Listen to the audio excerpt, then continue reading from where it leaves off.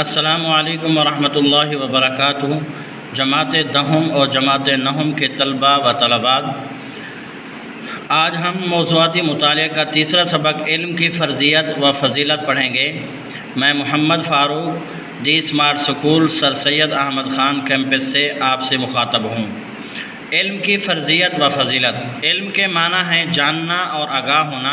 اللہ تعالیٰ کے اپنے بندوں پر بے حد احسانات ہیں، جن میں سے ایک احسان علم ہے جو اس نے اپنے بندوں کو عطا کیا۔ رسول اللہ صلی اللہ علیہ وسلم پر جو پہلی وحی نازل ہوئی اس میں ارشاد ہے، اقرأ بسم ربک الذی خلق خلق الانسان من علق اقرأ وربک الاکرم الذی علم بالقلم علم الانسان ما لم یعلم۔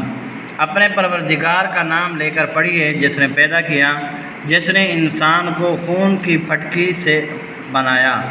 پڑھیے اور آپ کا پروردگار بڑا کریم ہے، جس نے قلم کے ذریعے علم سکھایا اور انسان کو وہ باتیں سکھائیں جن کا اس کو علم نہ تھا۔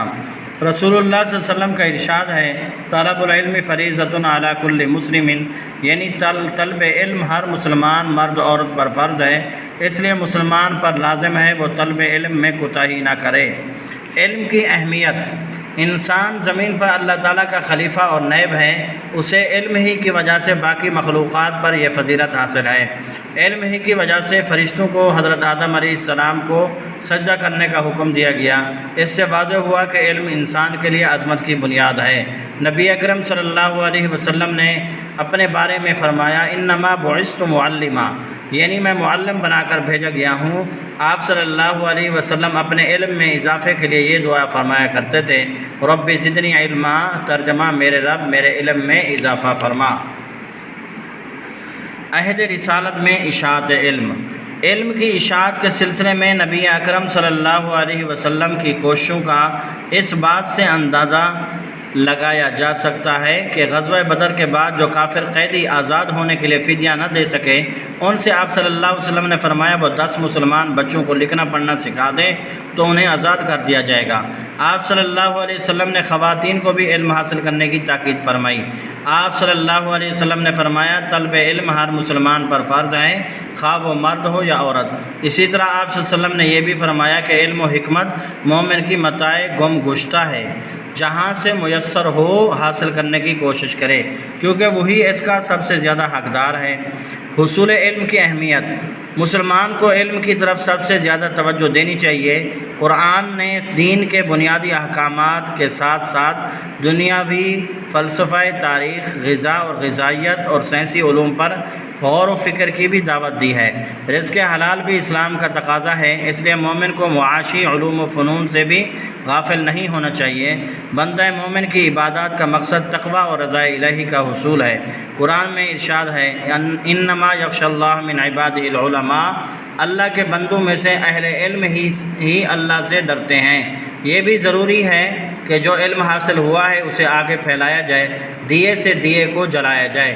رسول اللہ صلی اللہ علیہ وسلم نے فرمایا، بلغوا عنی ولو آیہ، یعنی مجھ سے ایک آیت بھی سنو تو اسے آگے پہنچا دو، اس کی تبلیغ کرو۔ اسی طرح آخری حج کے موقع پر ارشاد فرمایا، فَلْيُبَلِّغِ الشَّاهِدُ الْغَائِبَ، یعنی جو حاضر ہے وہ اس تک میری یہ تعلیم پہنچا دے جو یہاں نہیں۔ اور پھر حصول علم کے لیے عمر کی بھی کوئی قید نہیں۔ آپ صلی اللہ علیہ وسلم نے ماں کی گود سے قبر میں اترنے تک حصول علم کا عمل جاری رکھنے کی ہدایت فرمائی۔ چنانچہ ارشاد ہوا، اطلب العلم من المہد الی اللحد، کہ ماں کی گود سے لے کر قبر تک علم حاصل کرو۔ یہ بھی فرمایا گیا کہ مومن علم سے کبھی سیر نہیں ہوتا حتیٰ کہ جنت میں پہنچ جاتا ہے۔ علم کی فضیلت۔ علم کی عظمت اور سربلندی۔ علم عظمت اور سربلندی کا ذریعہ ہے۔ زیور علم سے آراستہ لوگ اللہ کے زیادہ قریب ہوتے ہیں۔ اللہ کے نزدیک عالم اور جاہل برابر نہیں۔ قرآن مجید میں ارشاد ہے، کیا وہ لوگ جو علم رکھتے ہیں اور وہ لوگ جو علم نہیں رکھتے برابر ہو سکتے ہیں؟ جو لوگ نور ایمان سے منور ہو کر علم سے کام لیتے ہیں ان کے بارے میں فرمایا، یرفع اللہ الذین آمنوا منکم والذین اوتوا العلم درجات، یعنی تم میں سے جو لوگ ایمان لائے اور جنہیں علم دیا گیا اللہ ان کے درجات بلند فرمائے گا۔ ایک مرتبہ رسول پاک صلی اللہ علیہ وسلم مسجد میں تشریف لائے، وہاں دو مجلسیں ہو رہی تھیں، ایک حلقہ ذکر کا تھا اور دوسرا حلقہ علم کا۔ آپ صلی اللہ علیہ وسلم نے دونوں کی تعریف کی اور پھر علم کی مجلس میں شریک ہو گئے اور فرمایا کہ یہ پہلی مجلس سے بہتر ہے۔ ایک مرتبہ رسول اللہ صلی اللہ علیہ وسلم نے فرمایا، جب تم جنت کے پھلواریوں میں سے گزرو تو ان سے جی بھر کر فائدہ اٹھایا کرو۔ صحابہ رضی اللہ عنہم نے پوچھا، جنت کی پھلواریاں کیا ہیں؟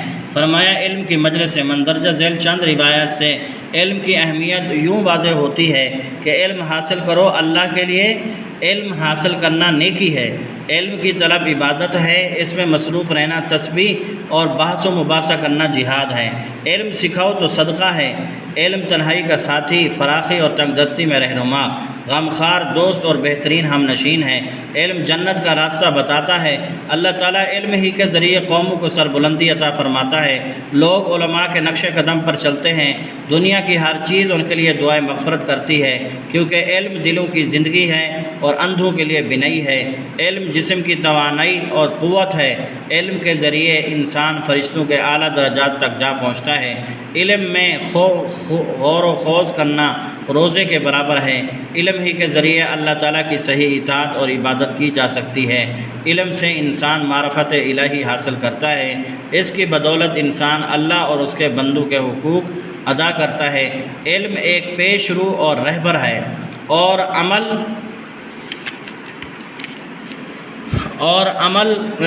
تابع ہے۔ خوش قسمت ہیں وہ لوگ جو علم حاصل کرتے ہیں اور بدقسمت ہیں وہ لوگ جو اس سعادت سے محروم رہتے ہیں۔ اسلام اپنے ماننے والوں کو درس دیتا ہے کہ علم کی تلاش میں نکلو اور حکمت کے موتی جہاں سے ملے انہیں حاصل کرو۔ علم کی فضیلت اس امر سے بھی ثابت ہوتی ہے۔ اللہ تعالیٰ نے ہمیشہ حکومت اور سلطنت سے اسی قوم کو سربلند فرمایا جسے علم و عمل میں برتری حاصل تھی۔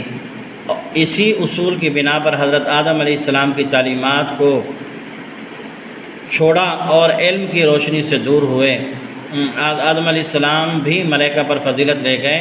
علم ہی کی بنا پر مسلمان تمام دنیا پر چھا گئے تھے، مگر جب انہوں نے قرآن کی تعلیمات کو چھوڑا اور علم کی روشنی سے دور ہوئے، زوال کا شکار ہو گئے۔ رسول اللہ صلی اللہ علیہ وسلم روزانہ صبح شام یہ دعائیں مانگا کرتے تھے، ان میں سے ایک یہ دعا بھی ہے، اللہم انی اسألک علما نافعا، یعنی اے اللہ میں تجھ سے نفع دینے والے علم کی درخواست کرتا ہوں۔ اسی طرح یہ بھی مسنون دعا ہے، اے اللہ جو علم تو نے ہمیں دیا ہے اسے ہمارے لیے مفید بنا اور ہمیں ایسے علم عطا فرما جو ہمیں نفع پہنچا دے۔ ہماری دعا ہے اللہ تعالی ہمیں بھی علم عطا فرمائے اور اس پر عمل اور اس کی اشاعت کی توفیق بھی نصیب فرمائے۔ تو پیارے بچوں، میں نے تیسرا سبق علم کی فضیلت اور اس کی اہمیت، فرضیت و فضیلت، اس کو پوری تفصیل کے ساتھ آپ کو سمجھایا قرآن اور حدیث کی روشنی میں۔ امید ہے آپ کو یہ پورا چیپٹر، یہ جو سبق ہے موضوعاتی مطالعے کا، یہ پورا سبق آپ کو سمجھ میں آ چکا ہوگا۔ تو آپ نے اسی طریقے سے اس کو جو ہے ریکارڈڈ ویڈیو کو سننا ہے اور اس کو سمجھنا ہے۔ صحیح ہے بیٹا؟ ہم ابھی اگلی ویڈیو کے اندر اس کی جو مشق ہے، مشقی جو کوشچن آنسر ہیں، 3 سوال جواب ہیں، اس کو ہم اگلی ریکارڈڈ ویڈیو کے اندر کمپلیٹ کریں گے۔ صحیح ہے بیٹا؟ اپنا خیال رکھنا۔ السلام علیکم ورحمۃ اللہ وبرکاتہ۔